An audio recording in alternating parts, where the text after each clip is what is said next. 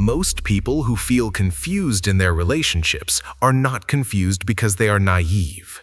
They're confused because something feels off. They give, they accommodate, they stay patient, and somehow they end up drained, overlooked, or quietly disrespected. It doesn't make sense until you see the structure underneath it. Because social life is not random. It behaves like a game. A social game. Imagine every interaction as part of a giant, ongoing game. Not a childish game, not a cruel one, just a system of moves, signals, and positions. Every game has rules, visible ones and invisible ones. And in this game, being too nice can look less like kindness and more like a signal about your position. Once you see it as a game, the patterns stop feeling personal. They start feeling predictable. Level 1. The givers. At the base of the game are the givers. They respond quickly. They forgive easily. They say yes before they say no. They want harmony. They believe if they're good enough, patient enough, generous enough, things will balance out. Sometimes they do. But often, givers struggle. Not because they lack value, but because they broadcast availability. In a game, availability reads as surplus, and surplus lowers perceived scarcity. People don't consciously think this, they just feel it. Givers are necessary. They keep relationships live.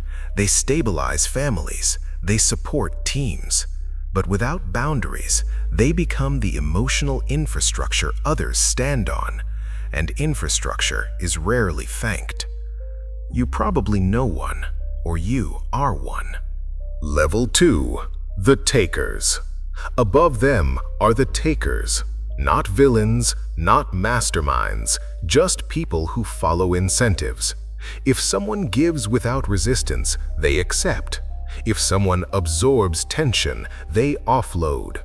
Takers aren't always malicious. Many are simply unexamined.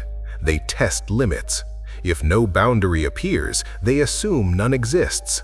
They thrive in the presence of excess kindness without consequence.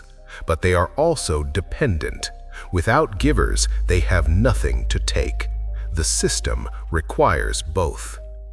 Level 3. The negotiators. Then there are the negotiators. They understand exchange. They give, but selectively. They listen, but they also assert. They are kind, but not automatically available. When something feels unfair, they adjust it. They don't see boundaries as aggression, they see them as structure. Negotiators struggle less, not because they care less, but because they understand the game. They are necessary. They create balance. When you meet one, you feel clarity. Level 4. The signal readers. Higher up are the signal readers. They pay attention to subtle cues, tone, timing, energy shifts. They know that excessive niceness can signal fear of rejection.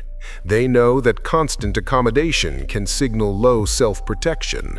They don't chase approval, they measure leverage. To them, social life is information. They rarely overextend, and because they don't overextend, they are rarely taken for granted. Not because they demand respect loudly, but because their limits are visible. Level 5. The rule setters. At the top are the rule setters. These are not necessarily the loudest people or the most charming. They are the ones who define what is acceptable. In a workplace, it might be the person who decides response times. In a relationship, it might be the person who defines how conflict is handled. They shape norms, and whoever shapes norms shapes outcomes. They do not react to the game, they structure it. But even they are constrained, because no one stands outside the system entirely. The illusion of power. Here is where most people misunderstand. They think power belongs to the takers, or the loud, or the dominant. But visible dominance is often reactive. The taker depends on the giver. The loud depend on the audience. Even rule setters are constrained by culture, incentives, expectations. The game runs deeper than personalities.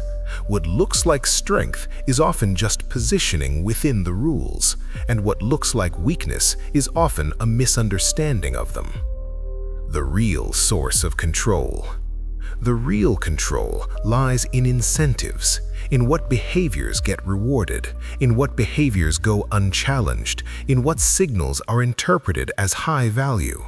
When being too nice means you never say no, never withdraw access, never create consequence, the system adjusts around you, not out of cruelty, out of efficiency.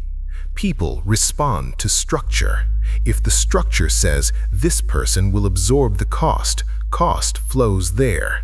Change the structure and behavior changes, not because people become better, but because incentives shift. The exit. So what does winning mean in this game? Not becoming cold, not becoming manipulative, not abandoning kindness. It means understanding that kindness without boundaries isn't virtue, it's leakage. When you see the game, you stop playing unconsciously. You give deliberately. You say yes with weight. You say no without guilt. And something subtle happens. Respect rises, not because you demanded it, but because your signals changed. You are no longer excess supply. You are chosen presence. The goal was never to dominate the board. It was to understand it well enough that your kindness becomes strength, not an invitation. Because in the end, power is not about being harder, it's about being structured. And once you see the structure, you stop feeling like the problem.